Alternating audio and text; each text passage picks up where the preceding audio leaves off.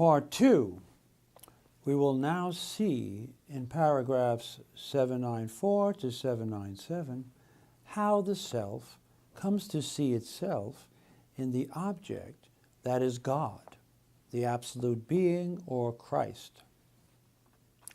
Here, we simply apply the concept to the content of religion.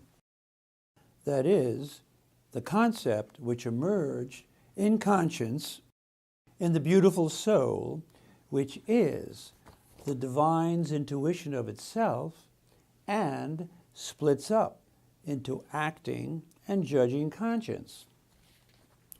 We thus want to see ourselves in religion's content and object, God or absolute being.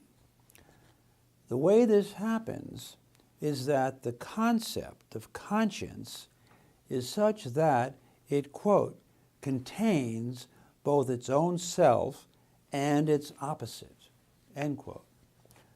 What Hegel does, in effect, is apply and connect the dialectic of acting and judging conscience to the dialectic of the incarnation in religion, which Hegel lays out in paragraphs 755 to 759, where we have a, quote, reciprocal externalization or kenosis, an emptying, on the part of actual self-consciousness and God or substance, quote, each becoming the other, and spirit coming into existence as their unity, end quote. A kenosis in which each side renounces its isolated, one-sided existence, God or substance as pure thought and universal, self-consciousness as actual and individual. In religion, as Hegel says, this dialectic and kenosis resulting in spirit is only in itself, since it exists in picture thinking. That is, the renouncing of God's separate existence and his unification with the self of self-consciousness is not known to be the self's own action. Hence, because the kenosis and unification must be for itself and not just in itself and hidden, it must therefore happen in the dialectic of conscience via the concept. Hegel first identifies this problem at the end of religion. Quote, it grasps the unification of itself and God as the picture thought of something which is so not in virtue of its concept, but as the deed of an alien satisfaction. It doesn't realize that this depth of the pure self is the power by which the abstract divine being is drawn down from its abstraction and raised to a self. The action of the self retains towards the divine being this negative meaning because the externalization, the kenosis of substance or God, is taken by the self to be an action implicit in the nature of substance. The religious self does not grasp and truly comprehend it, or does not find this kenosis or unification of itself and God in its own action as such, end quote. This defect in religion is made good in the dialectic of acting and judging conscience and reciprocal recognition, where the kenosis and externalization is known to be the self's own action, as Hegel says. Quote, now, what at first happens in principle, or in itself, in religion, is at once explicitly for consciousness and is its very own act. The same thing that is already posited in principle, in itself, is now therefore posited for itself. It repeats itself as consciousness's knowledge of it and conscious act. Each in relation to the other, judging in relation to acting conscience, God in relation to the individual self, lets go or renounces its independent aspect, end quote, which is the same renunciation that happened in religion, but is now the self's own act of renunciation. To wit, quote, judging conscience renounces the obstinacy of its abstract universality, and in so doing dies to its lifeless self, end quote. The result is the absolute, total unification of the self and God. And this is exactly what Hegel draws attention to at the end of Religion, where he speaks about the concept of spirit that was achieved in conscience, evil, and forgiveness. That is, when both consciences, quote, recognize themselves as the same as their opposite, and then says that this concept, quote, is intuitively apprehended by the religious consciousness to which God, Christ, the absolute being, is revealed, end quote. The result being that God and the self, substance and subject, are the same.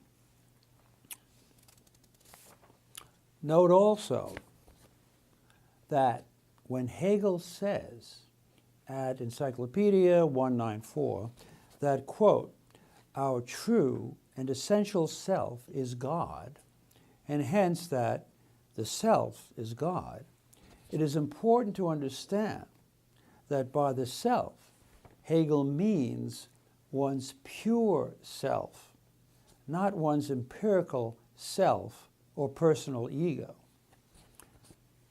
As Hegel says in the Philosophy of History, quote, one attains the truth only by surrendering to pure self-consciousness, end quote, which is another word for the absolute I, the one consciousness which everyone shares in common.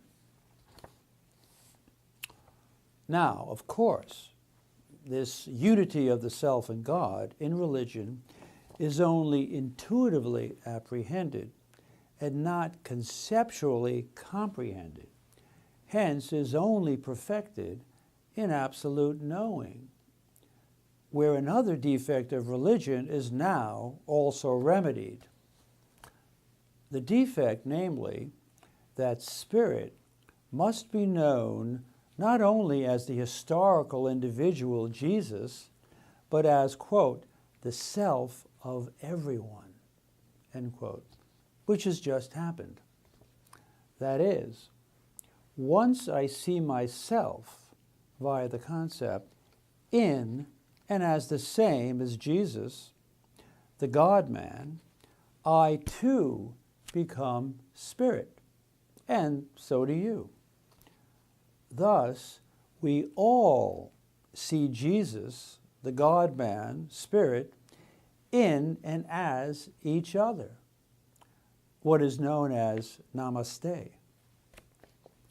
Also, since Jesus is all reality, and I am the same as him, I too, and you as well, become all reality, and immortal and eternal.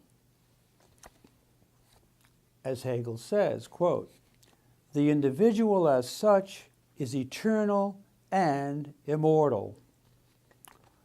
Also, see my article, Hegel on Immortality, on academia.edu. Fichte, Hegel's contemporary and teacher, says the same thing as well in his Doctrine of Religion, or Way to the Blessed Life. For example, quote, "What Jesus is really saying in his shocking statement at John 6:53 is that we are to become wholly and entirely Jesus Christ himself, the very eternal Word made flesh and blood itself." End quote.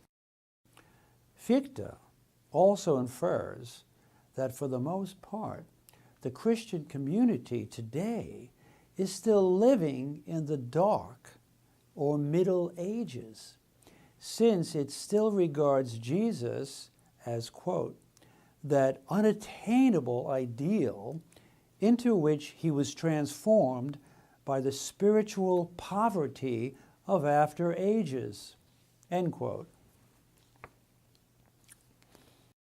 In the key paragraph 797, Hegel concludes, quote, "Thus, what in religion was content or a form for picturing an other, Jesus up in the sky, is here the self's own act. For the concept requires the content to be the self's own act.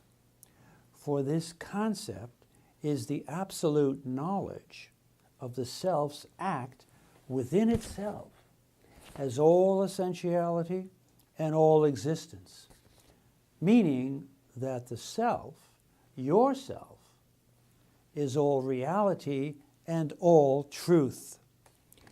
It is the knowledge of this subject or self as substance, God or being," end quote. Hegel continues, quote, "This last shape of spirit is absolute knowledge or knowing.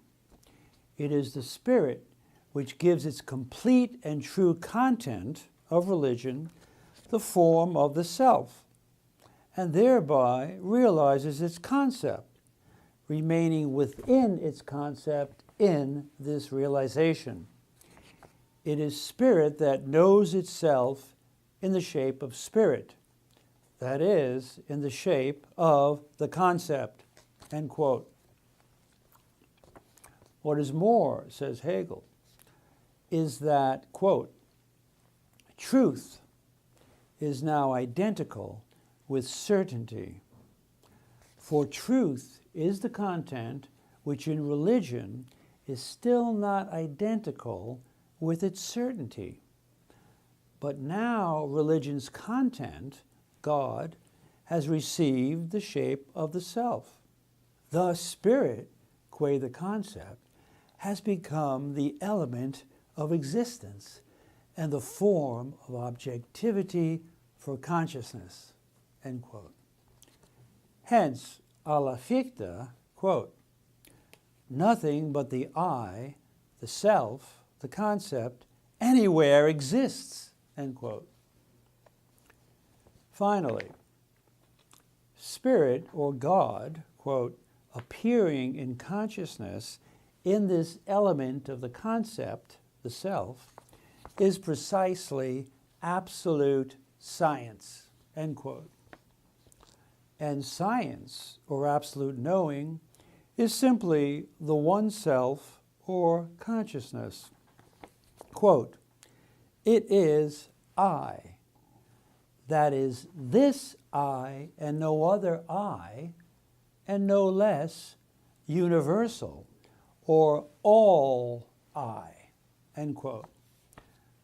That is, it is, quote, "an I that is we, and a we that is I," end quote. Simply a you-I, a universal individual